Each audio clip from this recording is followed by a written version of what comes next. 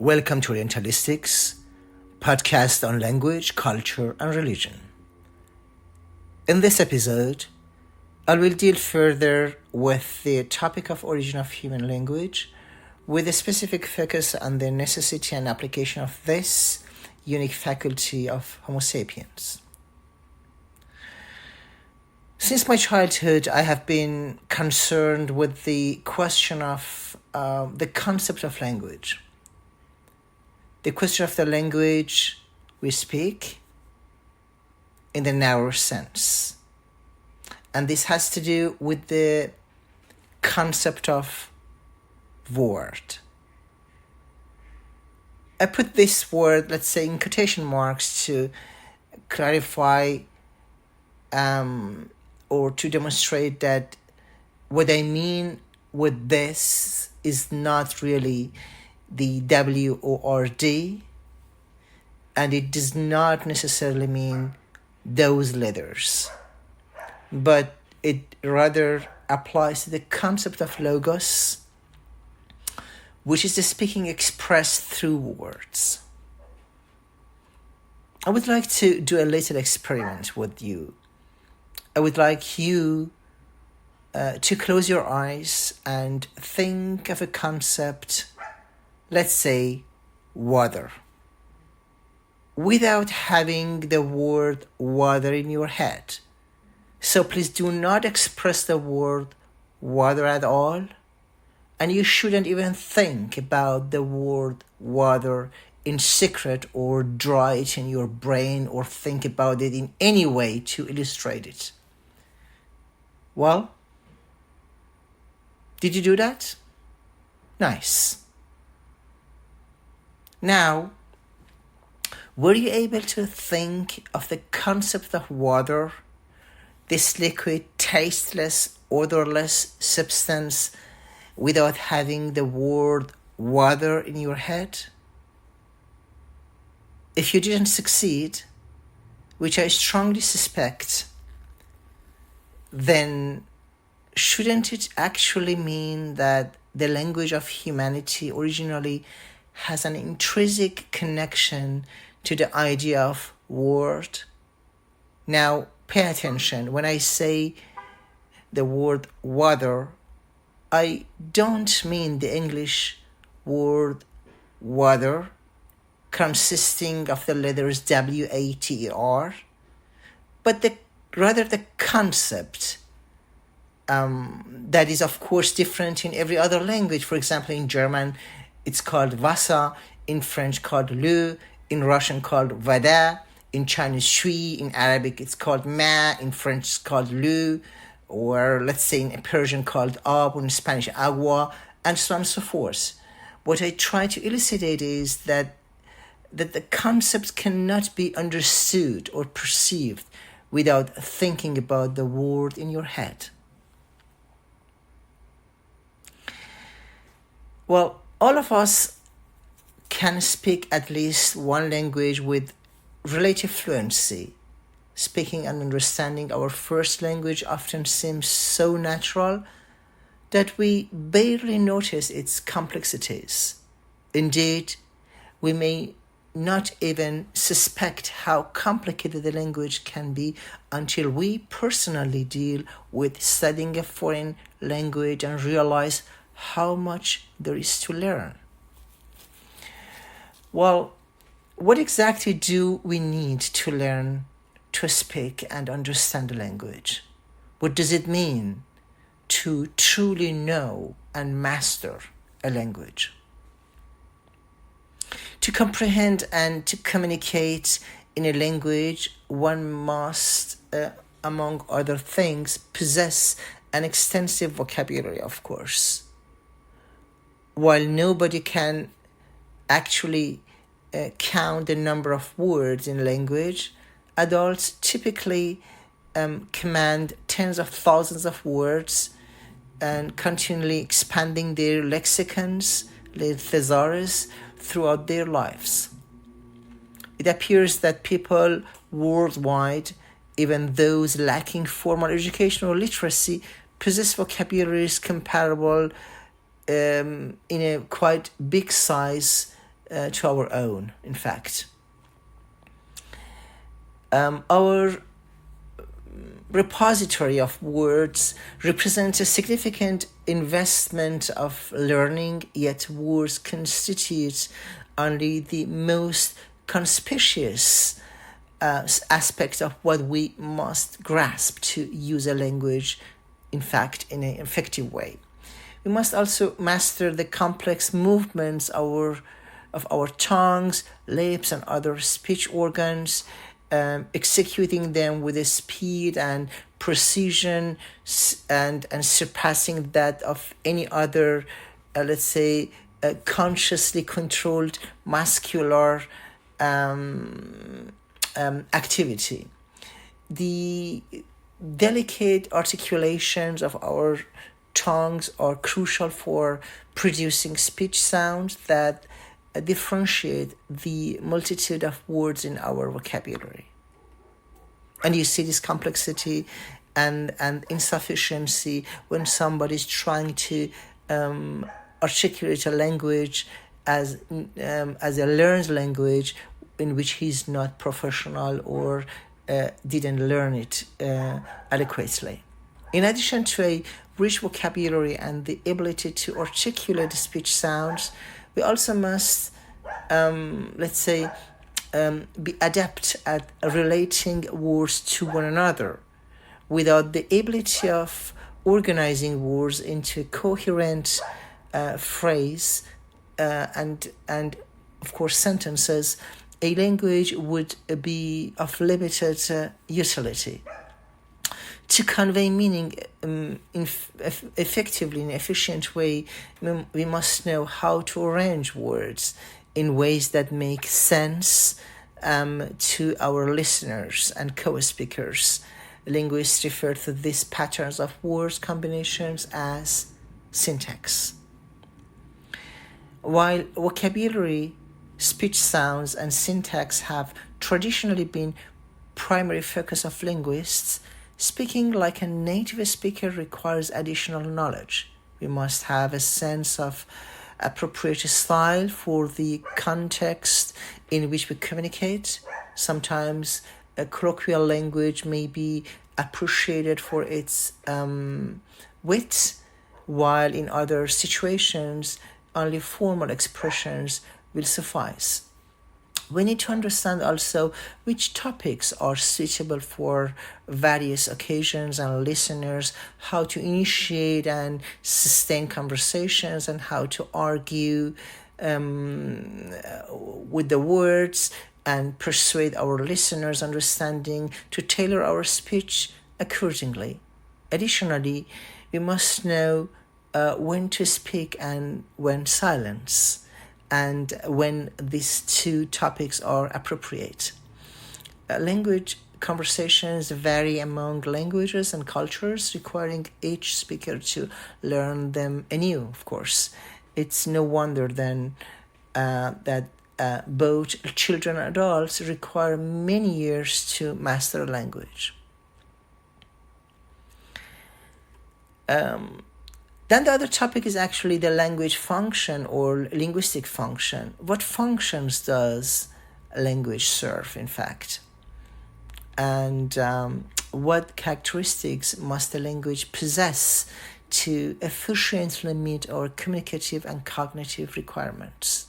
Primarily, language serves as a mode of communication. However, the mere assertion of this fact fails to capture its nuanced nature, as evidenced by various forms of nonverbal communication observed in both humans and animals.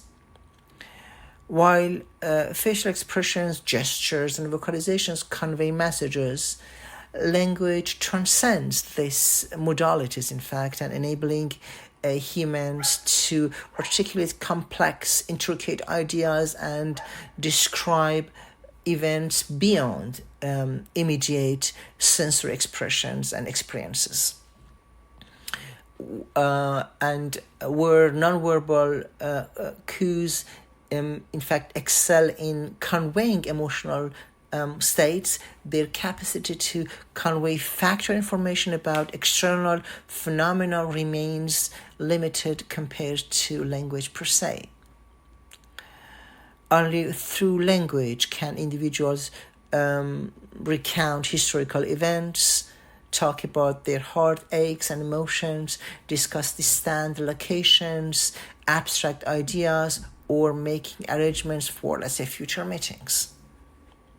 And these abstract ideas and complex situations can be not articulated just through facial expressions. Language not only facilitates social cooperation and the formation of complicated societal structures, but also serves as a let's say thesaurus, let's say repository and repertoire of cultural diversity, distinguishing humans from other species. Indeed, the ability to engage in linguistic communication is a defining characteristic of humanity. While language primarily serves communicative function, it also plays a crucial role in organizing human cognition. That's why I brought the example about thinking about the weather in the silence, closing your eyes, and you see how present the idea of logos, the word, is. Effective communication necessitates not only the transmission of information, but also its coherent organization within the mind. Therefore, humans utilize language not just for external communication, but also for internal thought processes. The ability to think with the aid of language, in fact, underscores its significance as a cognitive tool, highlighting its dual role in facilitating both communication and cognition. Well, to fulfill its diverse functions, language must possess essential components, and these including a lexicon comprising meaningful expressions, a phonological system to distinguish between words, and syntactic rules governing the organization of words into coherent utterances. These fundamental elements, lexicon, phonology, and syntax, are the focus of, let's say, my subsequent discussions in this episode, each, in fact, warranting through examinations to elucidate its role in language structures and functions. A lexicon, a fundamental component of language, comprises a collection of meaningful words that must be distinct and recognizable to its users to facilitate both communication and, of course, cognition. While most human languages utilize vocal sounds to convey words, certain specialized linguistic forms employ, of course, alternative word forms. Whether manifested audibly or visually, every language necessitates a reservoir, or let's say a repository or a thesaurus of words. Crucially, a language lexicon must, of course, encompass terms that denote objects, qualities, actions, events, and they have to be pertinent to its users' communicative needs, of course. Subsequently, the vocabulary of a language reflects the interests and concerns of its speakers. For instance, natural languages universally encompass lexicons pertaining to elements of nature, inanimate objects, living organisms, and human activities. This lexical diversity encompasses and contains both specific proper nouns, such as Jacob and Egypt, as well as general terms like chair, run, or black, which denote, in fact, broader categories. An effective language transcends, of course, mere spatial or temporal limitations, enabling discourse on entities beyond immediate sensory perception. Hence, languages, in fact, equip speakers with tools, so instruments to describe concealed and abstract objects, events of the past or future, and even, let's say, fantastical and absolutely abstract concepts. The linguistic apparatus extends to imaginative realms, allowing for the portrayal of, let's say, mythical, legendary creatures and fictional scenarios, as evidenced by lexicons of all human languages. Despite the, in fact, breadth of languages lexicon, it remains impractical for every conceivable concept to possess a dedicated word, of course. Consequently, languages incorporate mechanisms for constructing compound and complex words from simpler constituents. This linguistic phenomenon falls within the purview of morphology, a branch of linguistics concerned with the formation and structure of words, how the words will be expanded, and in fact becoming bigger, elucidating the complex processes through which the complex and complicated lexical units emerge from simpler components.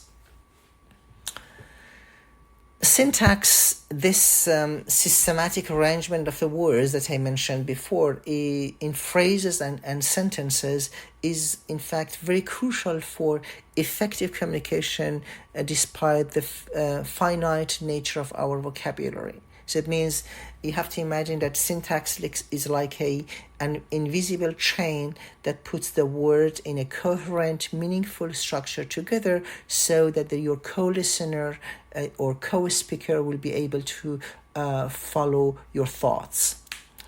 While adults possess, of course, an extensive lexicon, it is insufficient to encapsulate the myriad topics they wish to discuss, but they cannot.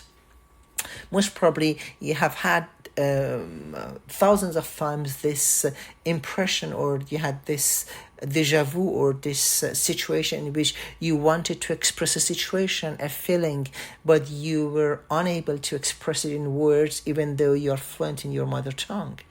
And this is exactly this wordlessness that happens sometimes to us. It means even a rich vocabulary of a language sometimes lacks those transitional capacities to elucidate and convey all the thoughts that we have. The true, in fact, versatility of expression emerges when words are, let's say,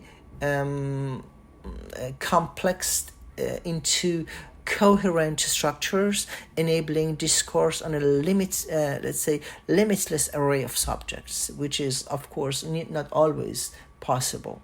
However, this function of words necessitates adherence to consistent patterns of word order and relationships, constituting constructing the syntax of a language. Natural human languages extend beyond mere functional expressions, and they offer mechanisms for emphasis, conveying attitudes, signaling topic shifts, and maintaining discourse continuity. These functions, integral to effective communication, are facilitated by underlying syntactic framework, which in fact governs word combinations.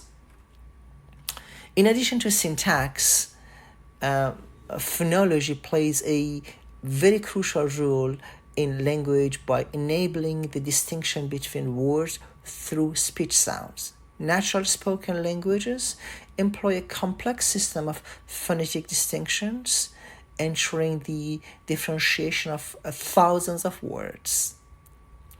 While other forms of communication, such as written languages or sign languages for the deaf, for example, utilize alternative meanings of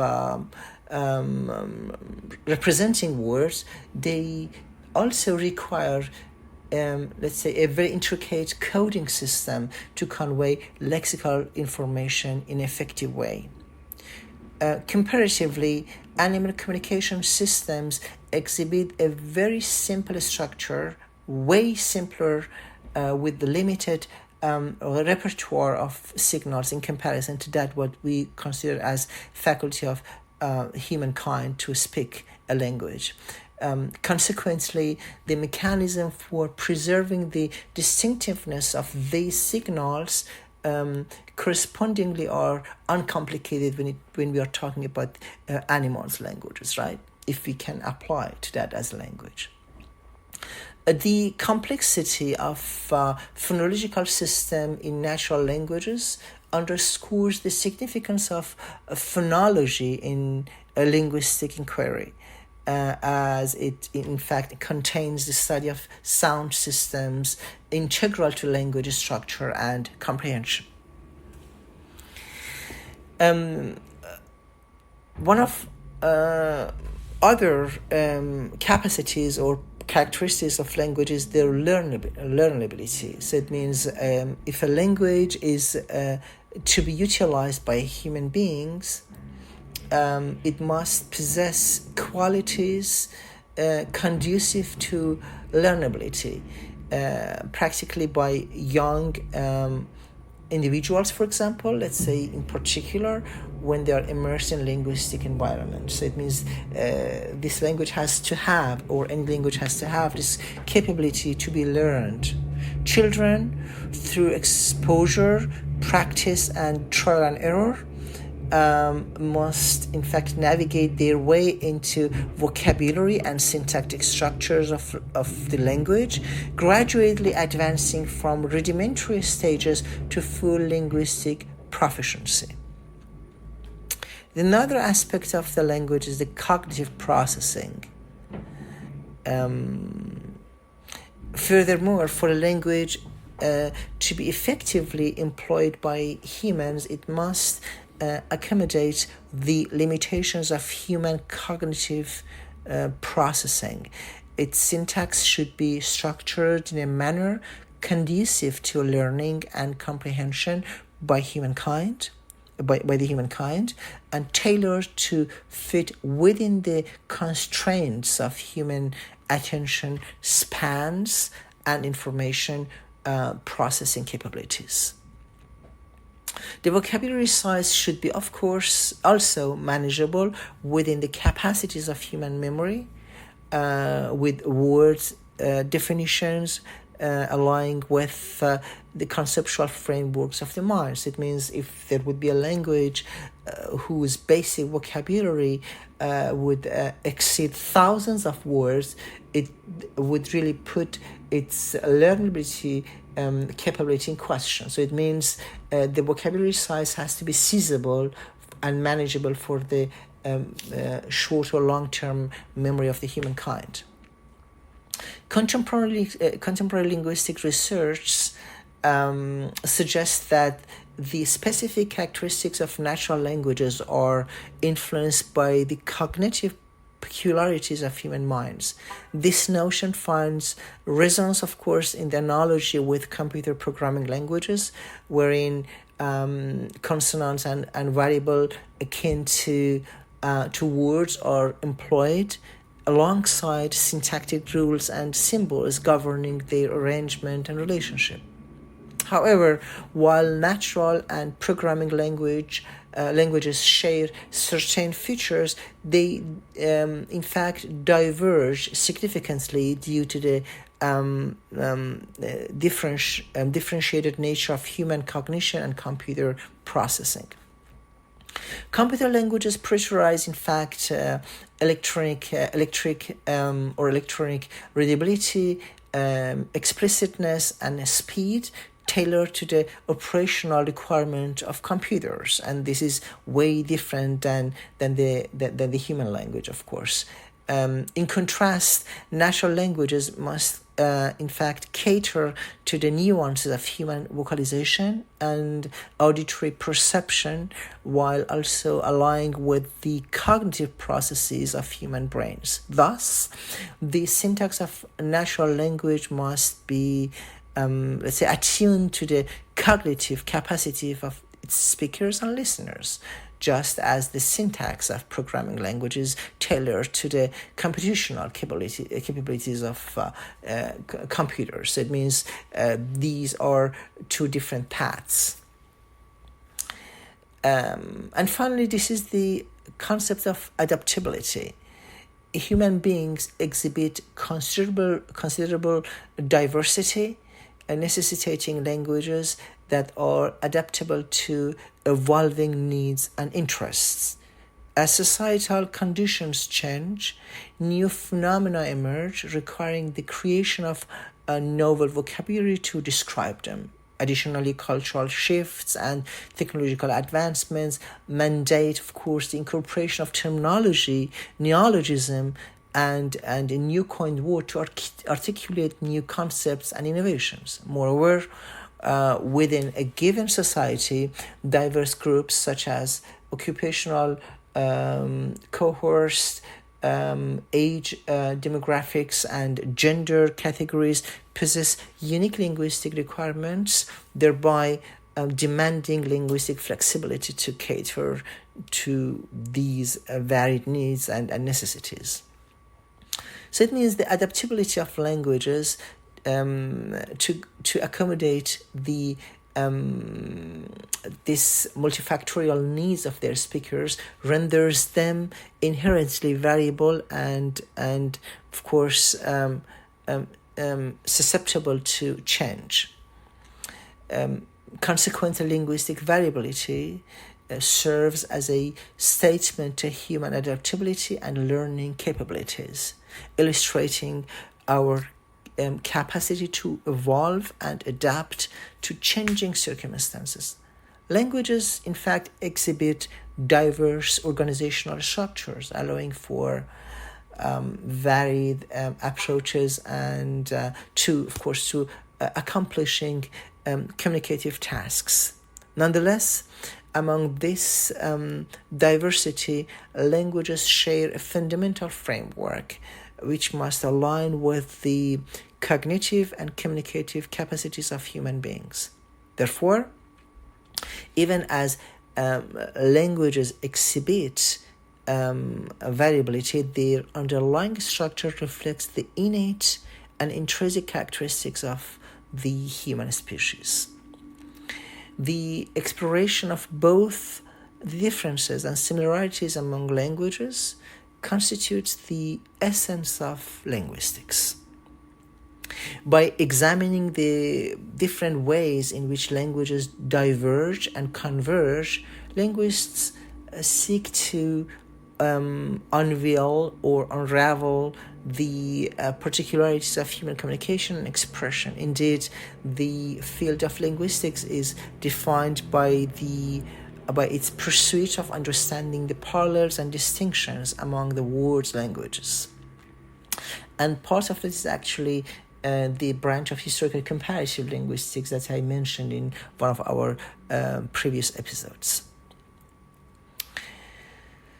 Acquiring proficiency in one's native language is a prolonged endeavor that spans maybe the entirety of childhood, while 5 years old children may be perceived as having mastered their mother tongue to a certain extent. Their linguistic journey is far from being complete. Despite outgrowing infancy and developing basic communicative skills, children continue to grapple with expanding their vocabulary and refining their grammatical and syntactical, in fact, competency. Even in literate societies, the task of learning to read adds another layer of complexity to language acquisition.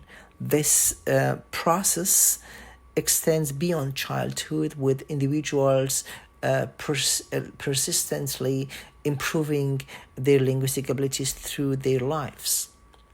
Each child embarks, of course, on the journey of language acquisition with a mind, let's say, finely tuned by the pressures of natural selection, specifically primed for this task.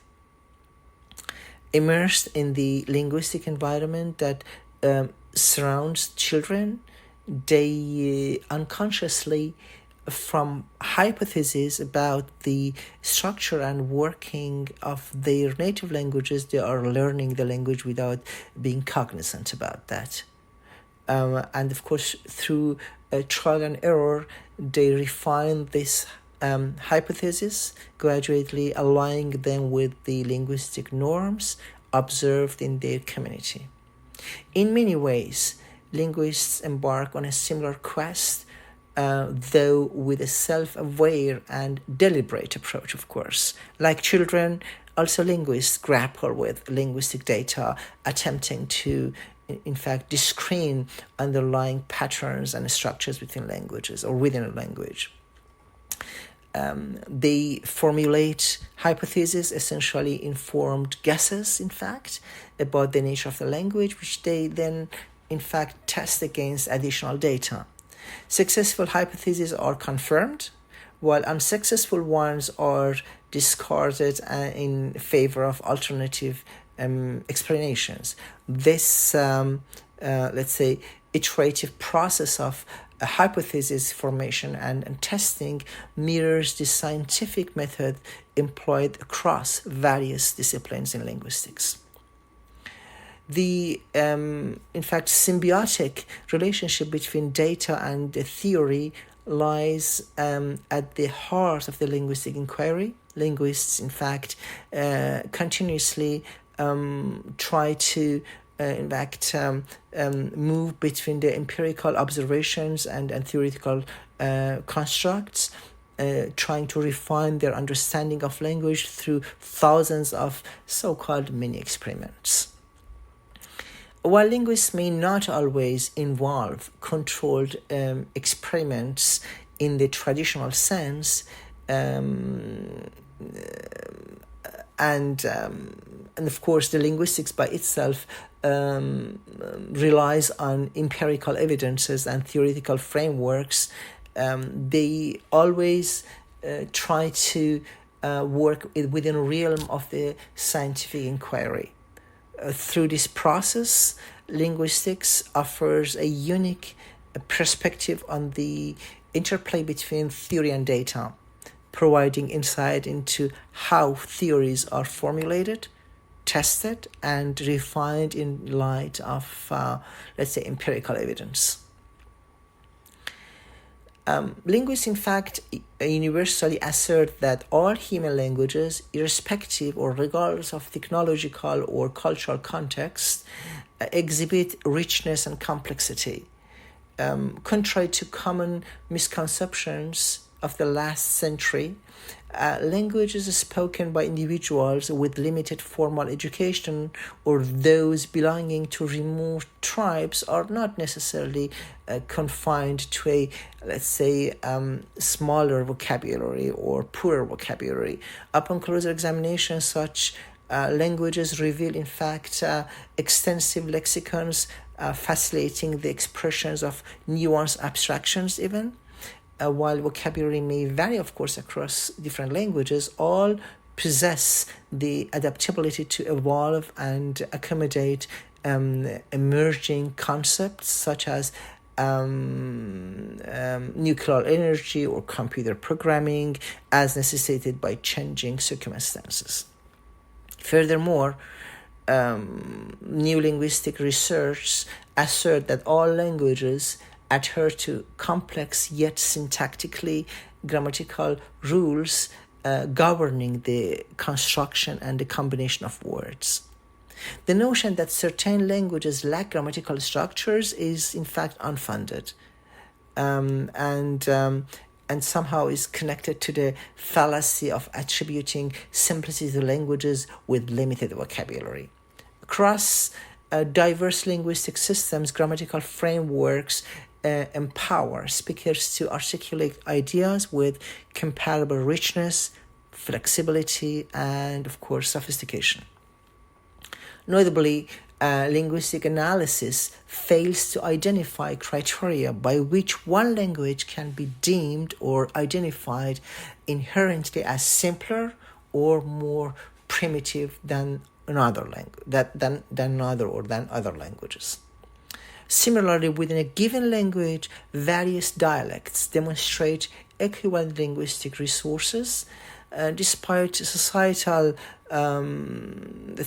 perceptions of linguistic hierarchy. Linguists have found no linguistic basis for deeming one dialect superior to another in terms of richness or expressiveness.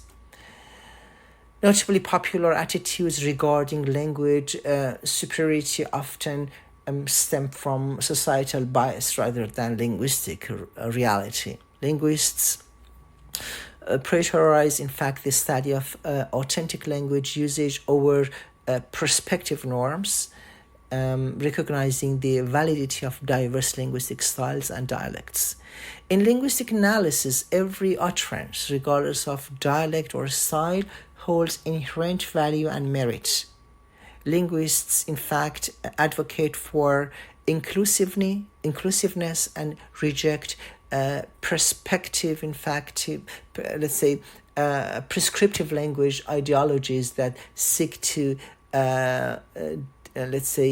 deduct correct speech in quotation marks. Ultimately, linguistic inquiry in fact centers on understanding how language is truly employed in everyday communication, embracing the diversity of linguistic expressions without judgment or prejudice against or for a language. Finally, all languages, practically those widely dispersed, exhibit dialectal variations and often they show diverse stylistic ranges to their speakers. Moreover, linguistic systems are inherently dynamic, constantly undergoing changes. While it may be, of course, tempting to conceptualize languages as stable and uniform entities, they are inherently variable and subject to evolution. Linguistic inquiry traditionally differentiates between synchronic and diachronic linguistics. Synchronic linguistics examines a language's structure and organization at a particular moment, where diachronic linguistics investigates how languages evolve over time. And this is actually the métier that I have been dealing with for the last 30 years of my life. This is diachronic linguistics. What bridges these two realms is, in fact, the concept of variation. Upon closer examination, languages exhibit a myriad of variations in their lexicon, phonology, and syntax, not only across regions, but also among social groups and contexts. That's why we talk about the social linguistics and sociolects. Some variants may, become more prolific, while others decline and vanish, driving gradual linguistic change. One aspect of linguistic variability centers on the distinction between written and spoken language. The emphasis in this discussions has predominantly been on spoken language, reflecting linguists' recognition of its developmental premise, let's say.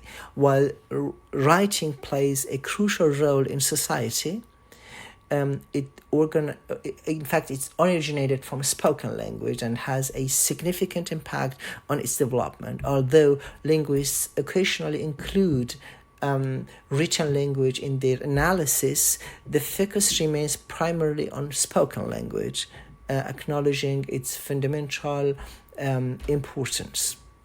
However, this does not diminish the significance of written language, of course.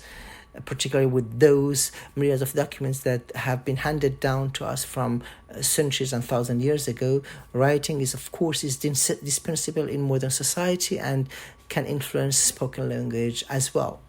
Well, with this, we end this episode's chapter. Remember, this podcast is freely available to all listeners without any interruptions from ads, and your feedback would be greatly appreciated. Feel free to share your constructive comments and criticisms with me. Until the next episode, take care.